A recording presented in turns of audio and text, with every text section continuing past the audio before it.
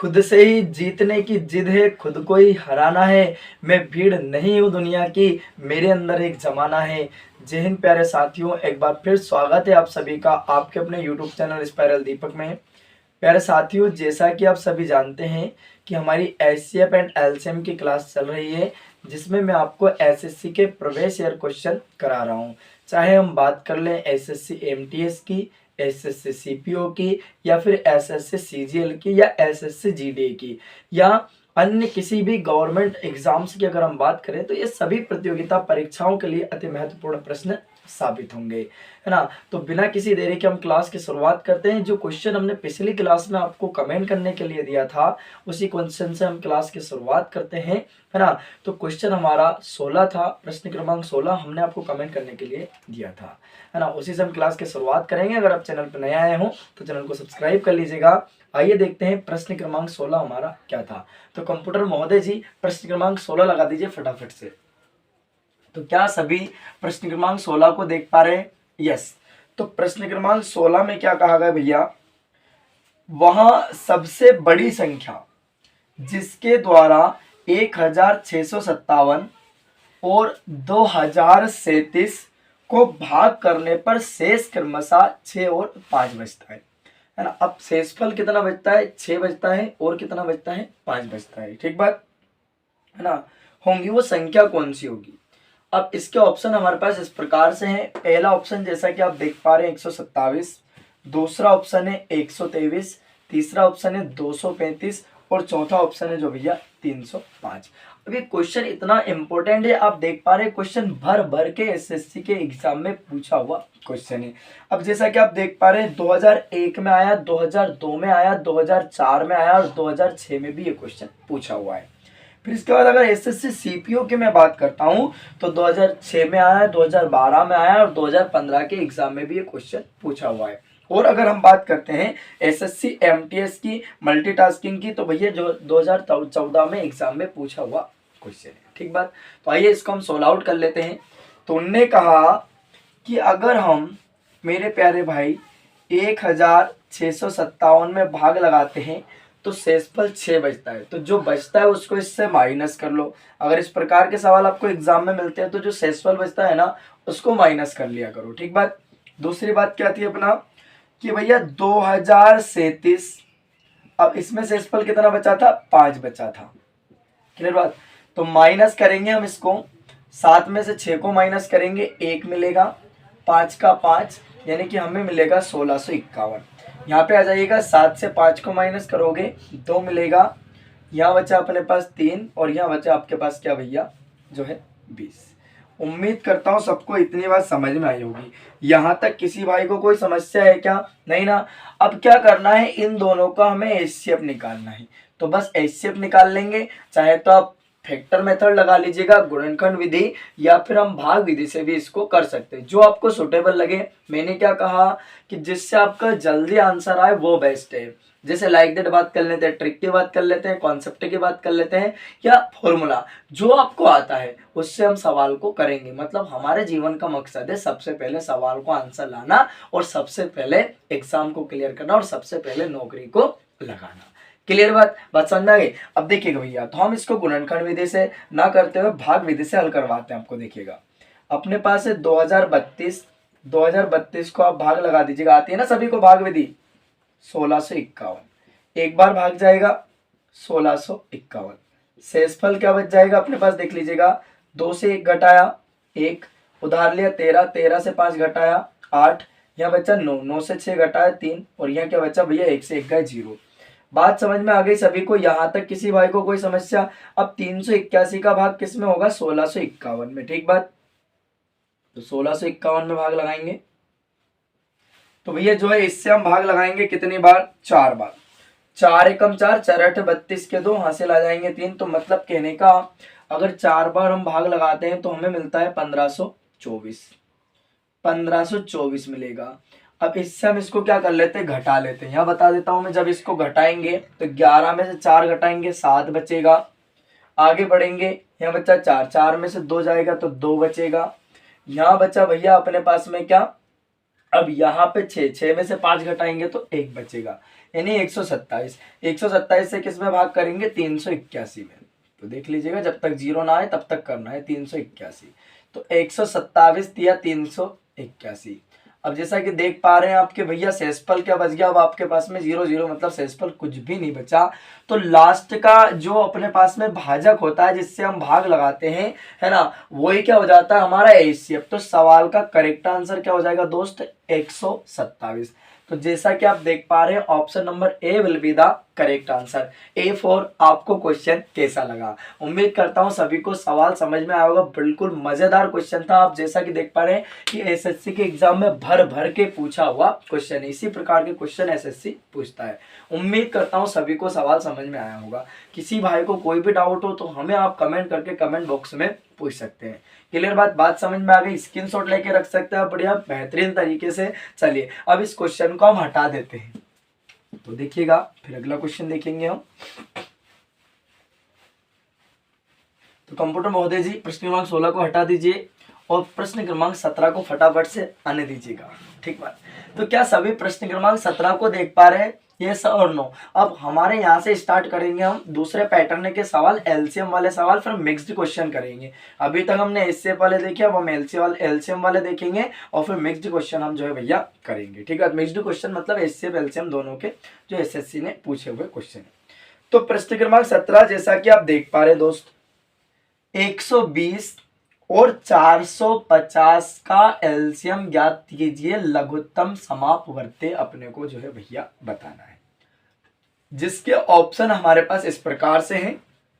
पहला ऑप्शन है 2400, दूसरा ऑप्शन है 1800, तीसरा ऑप्शन है 3600 और चौथा ऑप्शन है भैया 4800। अब जैसा कि देख पा रहे हैं ये क्वेश्चन एसएससी के एग्जाम का पूछा हुआ क्वेश्चन है, 2017 में आया हुआ क्वेश्चन है।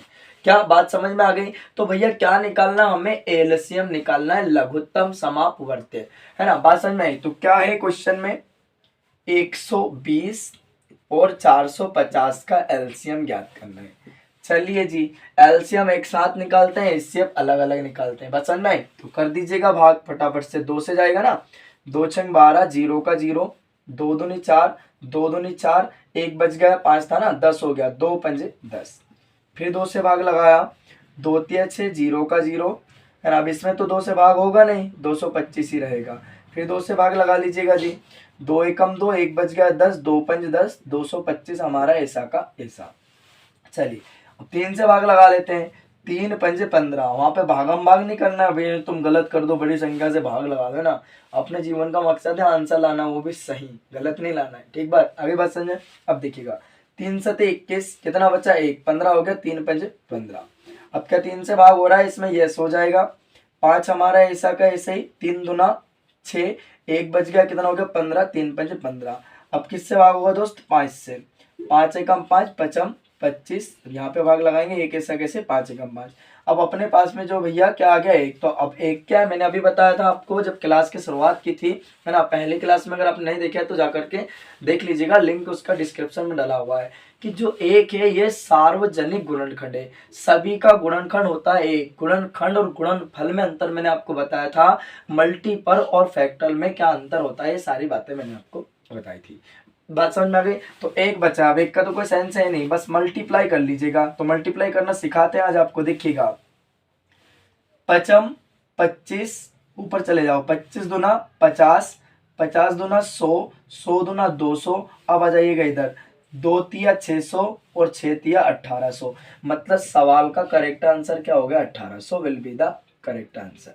बोलो बात समझ में आई कि नहीं आई। तो option B will be the correct answer. B for बहुत प्यारा क्वेश्चन था, उम्मीद करता हूं आप लोगों को समझ में भी आया होगा। बोलो यस और नो। यस, चलिए जी, क्लियर हुआ सभी को, है ना। अब इस क्वेश्चन को हम हटा देते हैं, अगला क्वेश्चन देखेंगे। चलिएगा जी, ध्यान समझिएगा।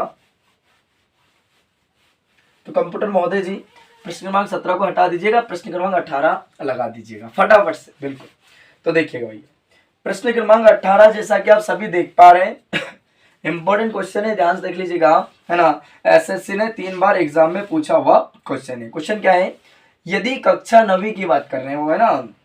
यदि कक्षा 9वीं कक्षा के छात्रों की संख्या 6, 8, 12, 16 कितनी है, 6 है, 8 है, 12 है और 16 है कि पंक्तियां बनाई जाती है। पंक्तियों का मतलब रो बनाई जाती है दोस्त।